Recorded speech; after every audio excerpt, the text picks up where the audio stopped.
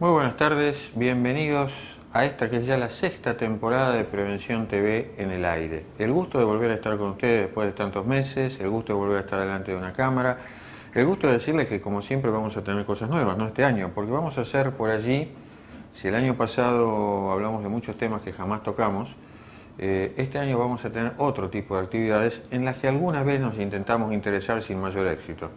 ¿Te acordás cuando quisimos traer a algún dirigente sanitario que nos hablara de dengue en aquella primera temporada? ¿Te acordás que también fracasamos con la gripe A, con aquella epidemia catastrófica? En realidad es un año muy político, así que seguramente van a pasar por nuestro programa los candidatos a intendentes de las distintas fracciones políticas y bueno, tendrán una charla, una entrevista con nosotros para ver qué piensan hacer en esta área, qué piensan hacer con la atención primaria de la salud, qué piensan hacer con las adicciones. Bueno, hay muchos temas para charlar, así que algún bloque o algún programa lo vamos a destinar justamente a esta faceta que nos interesa sobremanera, y si de alguna forma este humilde programa puede aportar algún dato interesante para la salud pública, bienvenido sea, si lo pueden tomar, y si no, escucharemos las propuestas de los distintos candidatos. Queda claro que no van a ser charlas de política, no es nuestro interés, nunca lo fue, sino simplemente si vamos a hablar algo de política, es política sanitaria para la zona.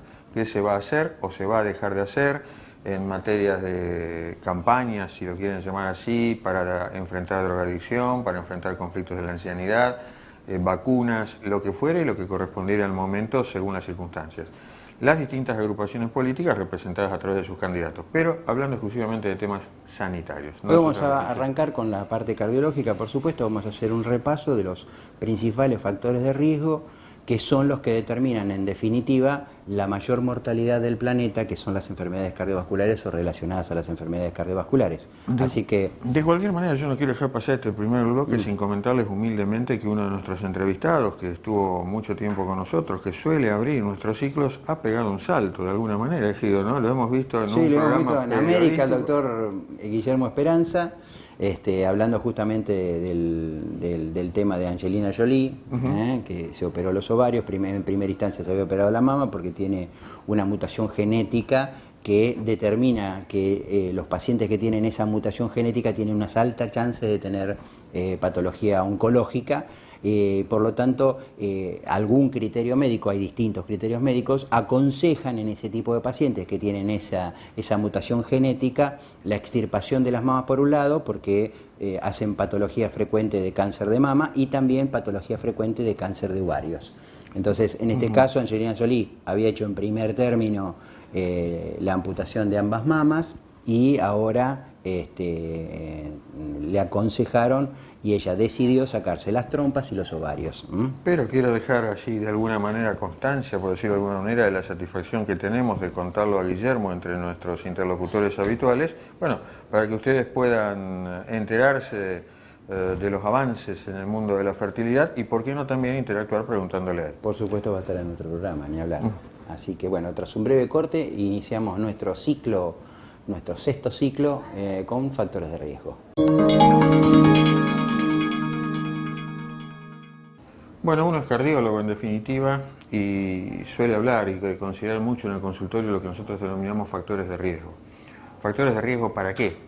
Primero hay que dejar aclarado que de alguna forma han trascendido el mundo de la cardiología porque van a descubrir que los mismos factores de riesgo que uno habla para un problema coronario son en definitiva los mismos que uno va a tener para un accidente cerebrovascular, isquémico o hemorrágico incluso, y son los mismos que uno va a tener para una enfermedad arterial en las piernas o una enfermedad arterial renal. Es decir, cuando uno habla de factores de riesgo, si bien empezó todo esto en el mundo de la cardiología, uno tendría que hablar de factores de riesgo para desarrollar enfermedad arterial.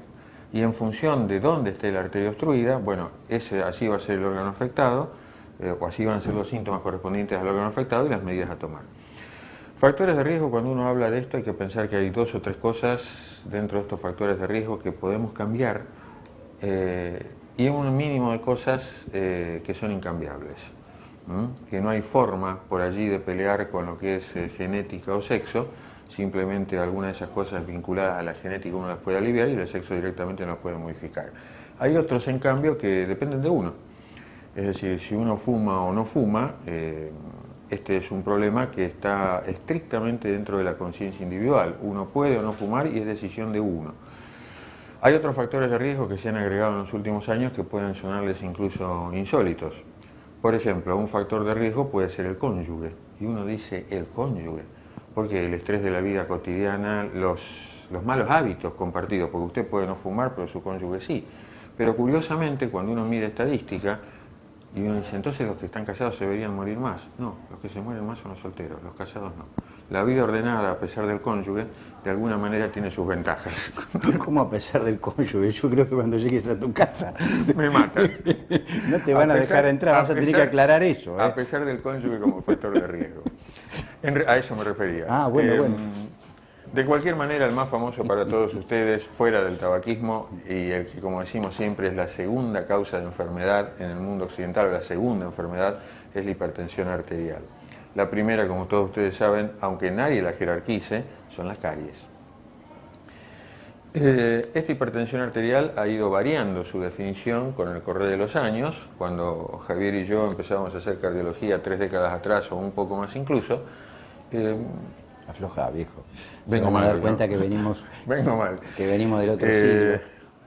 Solía decirse que una comparación rápida, bueno, si el abuelo tiene 80 años, entonces un 18 de máxima está bien, si tiene 70 era un 17, si tiene 60 era un 16. Los años nos enseñaron que toda esa gente pagó los errores de aquella época con el desarrollo de Alzheimer, pagó los errores de aquella época con las hemorragias cerebrales, pagó los errores de aquella época con las insuficiencias renales. Y los años nos fueron enseñando que cuanto más baja la presión dentro de determinados márgenes, mejor. Eran los pacientes que en todos los barrios nosotros encontramos. ¿Y don José qué le pasó? No, y estaba perfecto, no tenía nada y de repente hizo una muerte súbita. O de repente hizo un accidente cerebrovascular fatal. Porque, entre otras cosas, la hipertensión tiene el mote de el enemigo silencioso, ¿no? O el asesino silencioso, porque muchas veces un pico de presión que rompe una arteria nos puede costar la vida, o un pico de presión nos puede generar también la provocación de un accidente de placa y un infarto de miocardio. Tanto es así lo que dice Javier, que era un tema mundial. Muchos de ustedes ya habrán escuchado hablar de Franklin Delano Roosevelt. No. Franklin Delano Roosevelt fue el mejor ejemplo de todos, creo. Fue 4 veces presidente de los Estados Unidos de Norteamérica, a pesar de una parálisis infantil que lo tenía prácticamente postrado. Fue el líder norteamericano que llevó al éxito a los Estados Unidos en la Segunda Guerra Mundial. Y este aquí que cuando ya habían ganado la Segunda Guerra Mundial y que cuando se iba a entrevistar con Stalin, con el líder ruso, muere de un accidente cerebrovascular, una hemorragia cerebral. La sistólica que tenía en ese momento, no recuerdo si rondaba los 23 o 24, una cosa así. Hasta ahí ustedes me dicen, Colombo, usted no me está contando nada ilógico. Lo ilógico fueron las declaraciones del médico, que era otorrinolaringólogo, y declaró que la muerte fue algo así como un rayo en una mañana de cielo claro. Es decir, pasó lo que tenía que pasar. Sí. Y sin embargo, para los médicos de la época, fue un acontecimiento insólito. Es más, en los diarios salió que se había hecho un chequeo médico y que gozaba de muy buena salud, con una presión de 20-12. Lo cual, comentado hoy a la distancia, es una enormidad, una barbaridad, y bueno, pero para ese entonces se comentó que gozaba de un gran estado de salud y que la práctica nos demostró que no era así. Y no era uno de nosotros, era el hombre probablemente más poderoso del planeta en ese momento, ¿no? Entonces, la falta de conocimiento en este sentido, años atrás, fue devastadora, y el objetivo en definitiva nuestro es que esa falta de conocimiento se vaya atenuando, al menos entre nosotros, con el correr del tiempo, y podamos nosotros mismos decidir o tomar medidas en función de las cifras. Hasta hoy se considera cifra límite 140 o 14 para la sistólica y 90 o 9 para la diastólica. Esto es la mínima como límite superior. Listo, paramos acá. Vamos a hacer un breve corte. Dejamos planteado cuál va a ser nuestro objetivo en el tratamiento de un paciente con hipertensión arterial. Así que tras un breve corte, no toque el control remoto, quédese ahí. Le vamos a decir cuál es el valor que nosotros y la medicina basada en la evidencia está sugiriendo en estos momentos como tratamiento adecuado para la hipertensión arterial. Así que tras un breve corte, continuamos con el programa.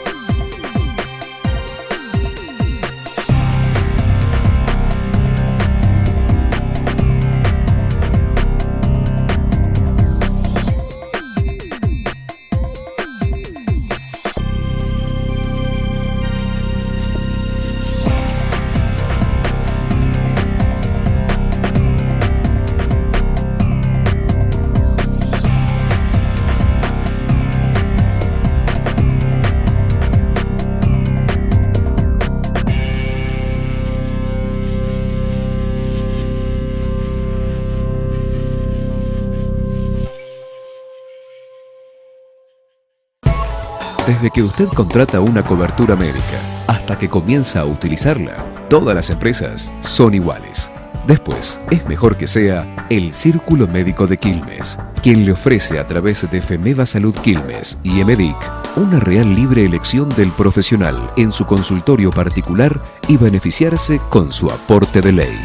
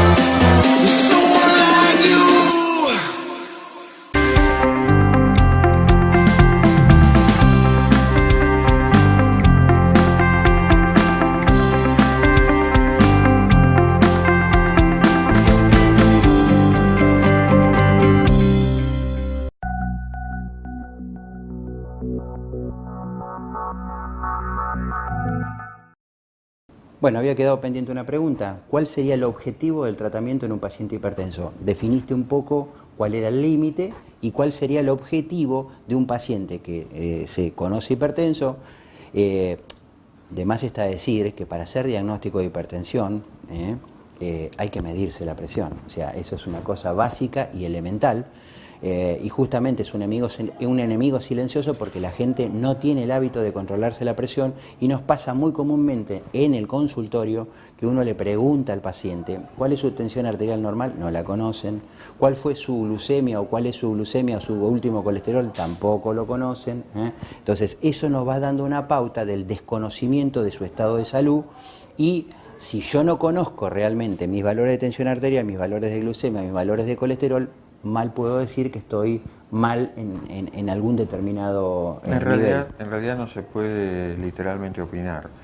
Retomando el tema de las cifras y después te cuento algo respecto, o lo contás vos, respecto del conocimiento así del público en general de la presión arterial. Retomando el tema de las cifras, los cardiólogos hoy por hoy, y antes de decir en dónde quiero a mis pacientes tratados, empezamos a plantearnos que arriba de 13,8, es decir, no ya 14,9, hablamos de prehipertensión o presión normal alta. Entonces, de alguna manera, la tendencia en general es ir a considerar las cifras para definir hipertensión arterial cada vez un poco más bajas. Por supuesto, una cosa es el paciente no tratado y otra cosa es el paciente tratado. Yo no puedo tratar a un paciente para que tenga 14,9. Es decir, mi objetivo es dejarlo dentro de una cifra de presión arterial que a mí me asegure, por un lado, que reciba la cantidad de sangre cada órgano que el cuerpo necesita y por otro lado, tener una cifra de presión arterial que me asegure que el paciente no va a tener problemas. Normalmente yo quiero a mis pacientes en 12,8 o en 11,7. Hay situaciones puntuales en las cuales uno va a requerir que la presión pueda ser un poco más baja. Por ejemplo, es límite para un paciente normal 14,9, pero no es límite para un diabético. Un diabético tiene que tener 13,8 o por debajo, aun cuando no fuera hipertenso previo. Si el paciente es diabético, la cifra tiene que ser 13,8. Y usted me va a decir, ¿por qué, Colombo, 13,8? Si con 15 o 16 no va a tener un accidente cerebrovascular. No, un accidente cerebrovascular no lo va a tener. Pero si usted en un paciente diabético me deja correr una hipertensión leve, unos años, se va a embromar el riñón. Y un riñón embromado en una diabetes, andando los años, normalmente significa diálisis. Entonces, el diabético tiene, por ejemplo, una serie de pautas diferentes, aun cuando no ha sido hipertenso, para el tratamiento de la presión arterial. Lo mismo los pacientes renales crónicos, que en general necesitan una presión un poquitito más baja incluso que la de los diabéticos. Pero Javier planteó algo serio de entrada, y es que la mayoría de la gente, cuando uno le pregunta, llegan al consultorio y dice, doctor, me dolía la cabeza, me tomé la presión, tengo 16 días. Bueno, puede ser que en realidad no sea hipertenso y sea un mal dato a futuro en que sí vaya a ser hipertenso fijo, o no, o puede ser que sea hipertenso desde hace rato. Y entonces uno pregunta, ¿y cuál es su cifra de presión habitual? Ah, mire, hace 3 años que no me la tomo, no. Es decir, no se sabe y a lo mejor por algo que no tiene que ver con la hipertensión en sí, el paciente se descubre hipertenso. Esto viene a cuento porque normalmente la mitad de los hipertensos no lo saben. No es solo privativo de la hipertensión arterial esto, la misma cifra del 50% vale para los diabéticos, la misma cifra vale para el HIV. Es decir, por lo menos acá en la Argentina, para el HIV y la diabetes seguro, en el caso de la hipertensión, el fenómeno es mundial. Es mundial, exactamente. Y el buen control de la tensión arterial, lo que decía Fernando, el objetivo de llevarlo a 12,8, solamente lo logran un cuarto de los pacientes, pero no solo en la Argentina, perdón, en Estados Unidos. Un cuarto de los diagnosticados. De los diagnosticados. O sea, hay 50 que no saben que son hipertensos. Y de los 50 tratados, solamente un 25 de ese grupo está en los valores que hizo referencia Fernando en los 12,8, como para que ese paciente no tenga ningún accidente cerebrovascular. Si usted toma los 100, de esos 100 tenemos 50 que saben y 50 que no. De los 50 que saben y están tratados, a su vez el 50, o sea el 25%, el 25% está tratado y el 25% no. Y a su vez del 25% tratado, la mitad solamente está bien controlado. Entonces, el número nos daría 2,5%, 14, 15, 17, va cambiando según el país, pero no hay país donde uno pueda decir que el 20% de los hipertensos totales están bien controlados. No existe ese país en el mundo. Entonces, como problema, es un problema grave. ¿no? Y bueno, ya lo mencionó Fernando al pasar, pero la diabetes, que ha tenido un crecimiento enorme en los últimos años, y esto tiene que ver con los males, la mala alimentación, con el sedentarismo, que los chicos están teniendo, y estamos viendo cada vez diabéticos tipo 2, que es la patología más frecuente, el 90% son tipo 2, o sea que se puede manejar con pastillas, y tipo 1, que son de características por un defecto inmunológico, donde el propio organismo ataca las células de Langerhans, que son las que generan la insulina. Generalmente lo vemos en chicos, esos son insulinos requirientes, esos serían el 10%. Pero también hay un alto desconocimiento de la enfermedad justamente porque no se hacen los controles. También hay que hacer un relevamiento de los familiares directos, tanto para la hipertensión como para el colesterol, como para la diabetes, porque hay una relación muy clara entre padres hipertensos, diabéticos, dislipémicos, padre y madre. El niño tiene altas chances en el futuro de ser un diabético, un hipertenso o un dislipémico.